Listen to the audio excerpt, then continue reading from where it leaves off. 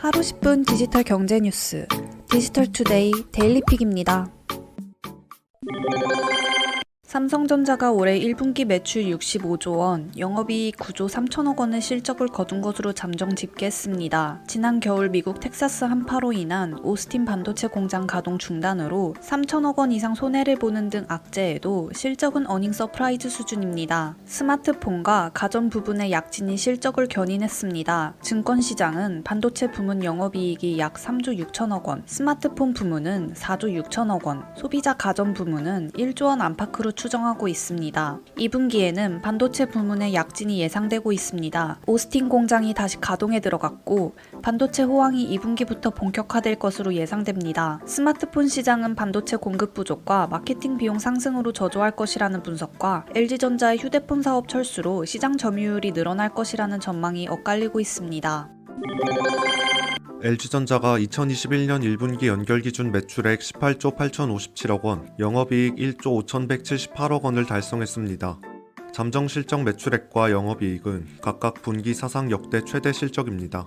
1분기 실적을 지난해 1분기와 비교하면 매출은 27.7%, 영업이익은 39.2% 증가했습니다. LG전자는 부문별 실적은 밝히지 않았지만 사상 최대 실적에도 모바일 사업 담당인 MC사업본부는 1분기에도 2천억 원대의 영업 손실을 낸 것으로 추측됩니다. LG전자 MC사업본부는 작년 한 해 8,400억 원에 달하는 적자를 기록했습니다. 연결 기준 순이익 및 사업 본부별 실적은 이번 달 말 예정된 실적 설명회에서 발표될 예정입니다.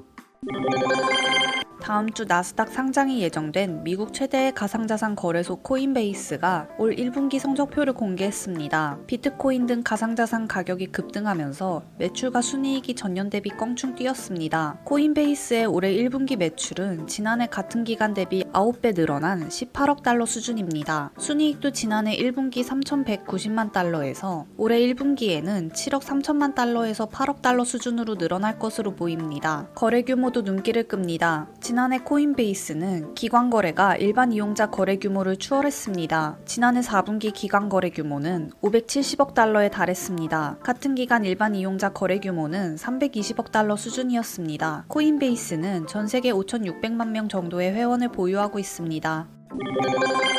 영국계 투자 펀드인 CVC 캐피탈 파트너스가 일본의 대표 기업 중 하나인 도시바의 인수를 제안했다고 니온 게이자의 신문이 보도했습니다.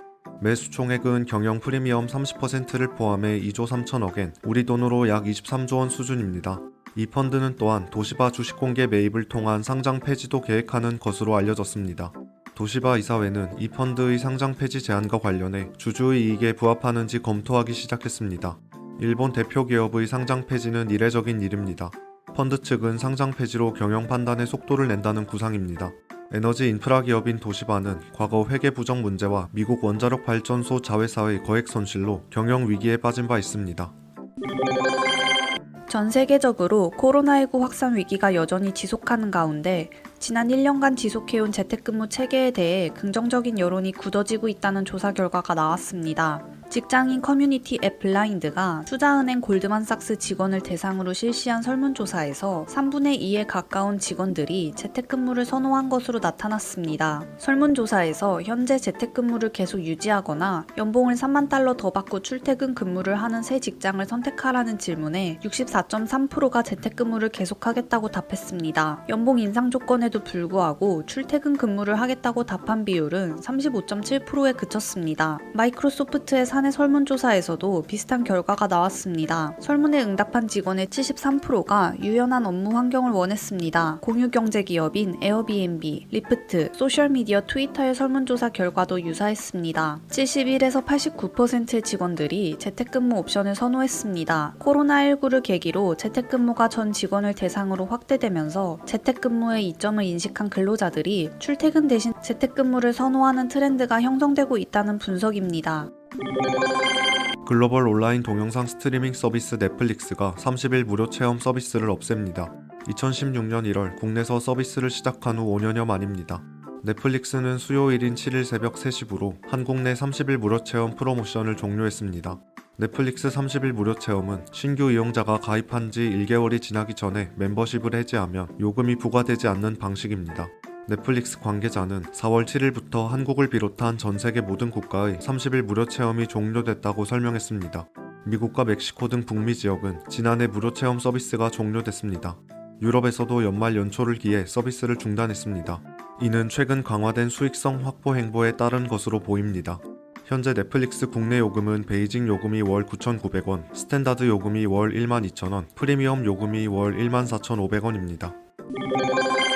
최근 출시된 중국 모바일 신작들이 매출 톱 10위권에 진입하면서 앞서 공개된 국내 신작들이 주춤하는 모양새입니다. 중국 게임들이 높은 완성도와 공격적인 마케팅으로 국내 모바일 게임 시장을 공략해 나가고 있습니다. 구글 플레이 매출 10위권 순위 중 국내 모바일 게임은 1위 리니지 M, 2위는 리니지 2M, 6위 V4, 7위 DK 모바일 영웅의 귀환, 9위 그랑사가, 10위 블레이드 앤 소울 레볼루션 등으로 6개입니다. 3위 기적의 검, 4위 라이즈 오브 킹덤즈, 5위 원펀맨, 8위 삼국지 전략판 등은 중국 게임입니다. 매출 10위권 중 40%를 중국 게임이 차지했습니다. 특히 기적의 검과 라이즈 오브 킹덤즈 경우 국내에서 장기적으로 흥행하고 있는 대표적인 중국 게임입니다. 지난 3월 16일 출시한 게임 원펀맨은 일본 유명 만화 지식재산권을 기반으로 중국 게임사 게임나우가 개발해 국내 출시한 게임입니다. 삼국지 전략판은 출시 직후 바로 상위권에 안착했습니다. 두 게임 모두 높은 완성도와 낮은 과금 유도로 폭평을 받고 있습니다. 최근 중국 게임들은 공격적인 마케팅도 선보이고 있습니다. 삼국지 전략판은 국내 배우 김성균, 성동일, 최무성 등을 광고 모델로 채용하고 독특한 컨셉트의 광고를 선보여 화제를 모았습니다. 국내 게임사들이 확률형 아이템 문제로 몸살을 앓고 있는 동안 중국 게임들은 게임성과 기획력, 마케팅까지 갖추고 국내 모바일 게임 시장을 공략하고 있는 모습입니다. LG 헬로비전 헬로모바일이 전국 CU 편의점 매장을 통해 30분 내로 찾아가는 유심 배달 서비스를 시작합니다. 매장 방문 대신 배달 앱으로 유심을 주문하면 인근 편의점에서 상품을 배송하는 비대면 서비스입니다. 요기요, 위메프오, 네이버 주문 등 배달 플랫폼을 통해 전국 5천여 개 CU 매장 중 가까운 CU 매장을 선택한 뒤 유심 상품을 장바구니에 담고 배달을 요청하면 30분 내 배송됩니다.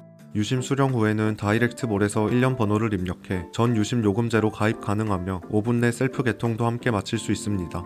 코로나19 이후 생활 속 접근성을 갖춘 편의점 유심이 헬로모바일 유심 고객 10명 중 4명이 찾는 인기 상품으로 부상했습니다. 행복한 하루 디지털투데이였습니다.